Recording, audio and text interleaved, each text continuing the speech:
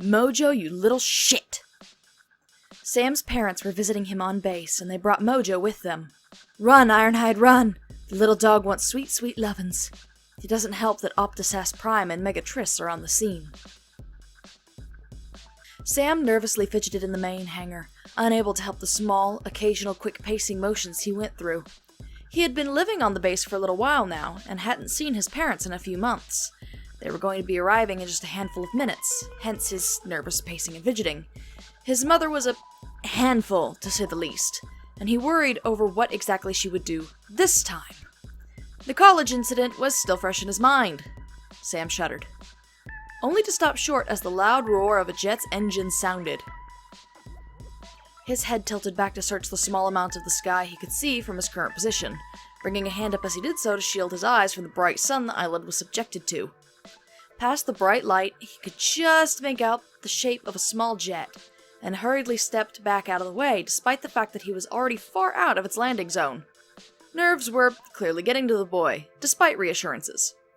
The jet slowed, touched down, and came to a stop by the end of the hangar. It barely had a chance to completely shut down before the door in the side was being thrown open, rather aggressively, and Judy Witwicky was practically leaping down the confines of the flying metal can of doom with her husband Ron right on her heels. Hurrying forward, Sam met them halfway across the room. He opened his mouth to greet them, but didn't exactly get a chance to as he was instantly crushed into an overly loving and excited hug. Too bad it felt like it was crushing all of his bones into dust. After a few moments of wheezing, and Ron trying to convince his wife not to accidentally kill their son with affection, Sam was thankfully dropped onto his feet. "Oh, but I missed my baby so much!" Judy pouted, and Sam mumbled under his breath about not being a baby anymore. "Good to see you, boy." Ron brought him in a half-hug before releasing him. "Got anywhere we can put this stuff?" "Prowl said you can just leave it here. A soldier will be by to pick it up." Sam stopped abruptly, seeing a pet carrier under his mom's arm, which shook once in a while with little yipping growls. His stomach dropped. "Mom?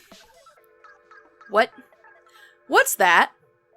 The young man raised a finger to point, almost accusingly, at the shaking crate. "I couldn't just leave him home alone!" Judy instantly snapped to the defensive, her tone almost whiny and wheedling. "Mom, you can't! No pets on base, remember?" Sam's voice strained painfully.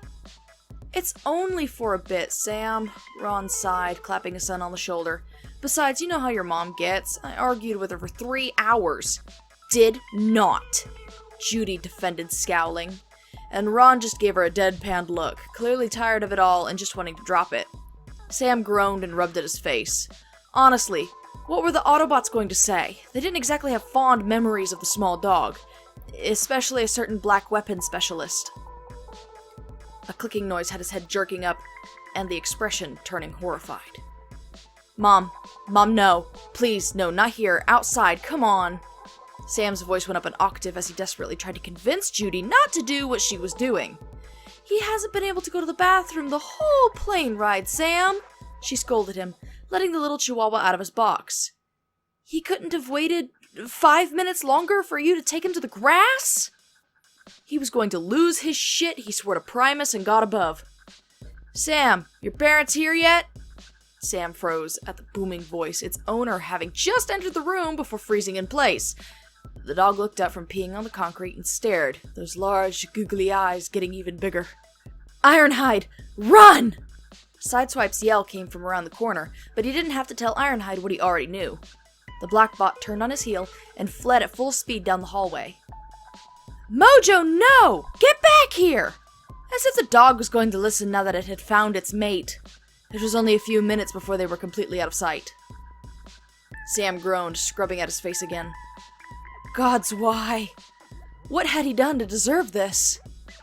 "Well, at least he's getting his exercise," Judy beamed. "Mom!" Ironhide tore through the base at high speeds, feet pounding furiously. He carefully leaped between groups of humans, doing his best not to step on anyone. Behind him, he could hear that damned mutt yipping and doing its damnedest to catch him. He wasn't about to let it. Skittering around another corner, Ironhide barely avoided slamming face first into the wall due to his raw speed. Blur would be impressed, honestly, if he wasn't trying to scramble out of the way. Damn it, Ratchet, help me! The weapons specialist roared as he charged through the med bay. Apparently the medic had been warned, as he was tucked up with his knees to his chest, hands on top of said knees, and sitting atop his desk amid the mess he called research. Nope!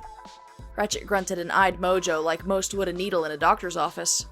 Chances were if he tried to save Ironhide, he would only manage to be on the receiving end of the dog's affections himself. Ironhide was on his own as far as he was concerned. Snarling in frustration and fear, the black Autobot leapt over a berth on his way to the door and stumbled through, keeping just ahead of the tiny terror. He shoved off of the walls as he leaped down the hallway, propelling himself forward faster. Jazz! Do something! Prowl! Ironhide yelled out at the two bots as he passed by them, not daring to slow down as he pleaded. Sorry, Big Bot, you're on your own. Jazz cackled, and Prowl withdrew from the scene with wide eyes, looking scandalized as he saw Mojo chasing him, his intentions towards the cannon-toting Autobot clear. You're all useless! Groaning in frustration, Ironhide tried to push himself to run faster. He could only hope that he could outlast the small dog. Autobots didn't get tired as quickly as organics after all. But Mojo may as well be Hellspawn.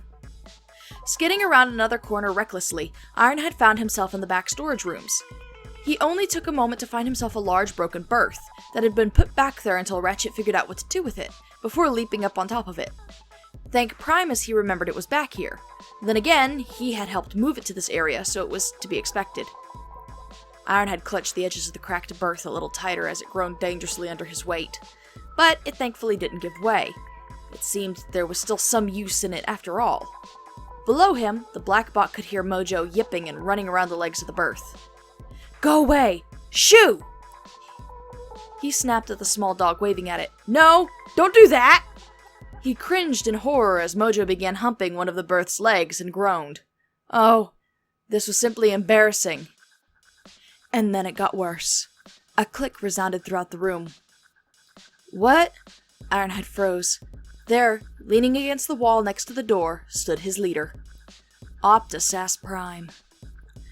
Mega-triss is so not gonna believe this, giggled the large Autobot. The tips of his servos and peds were painted a bright pink, and the huge touchscreen phone he held in his hand, the one he used to take the picture, was covered in a bright pink fuzzy ladybug cover, complete with antenna.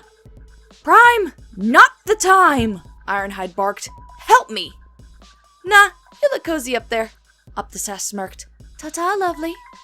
With a little wave of his fingers, he sashayed out of the room, leaving the bulky bot to his fate, his evidence in hand. Damn you, Prime! Ironhide's roar went unanswered, though the Prime did sniff to himself and mutter, rude, under his non-existent breath. Without a second to lose, he hurried into his decked-out, sparkly office and pounced on the plush bed, video-calling his best frenemy.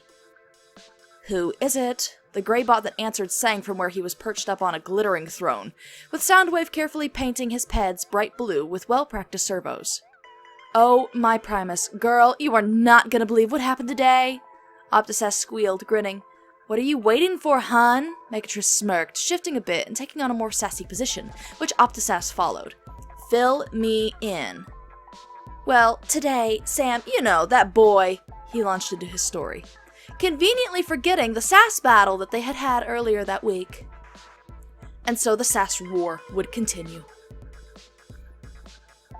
Ironhide whimpered as he huddled into himself, trembling as he gazed down at the furry ball of Chihuahua that was just waiting underneath the berth. It was like the little organic never got tired, never gave up. It wouldn't allow him to leave. It wouldn't leave him alone. He was trapped. Trapped with no way out, except to accept his fate. Ironhide sobbed. There was no freedom here.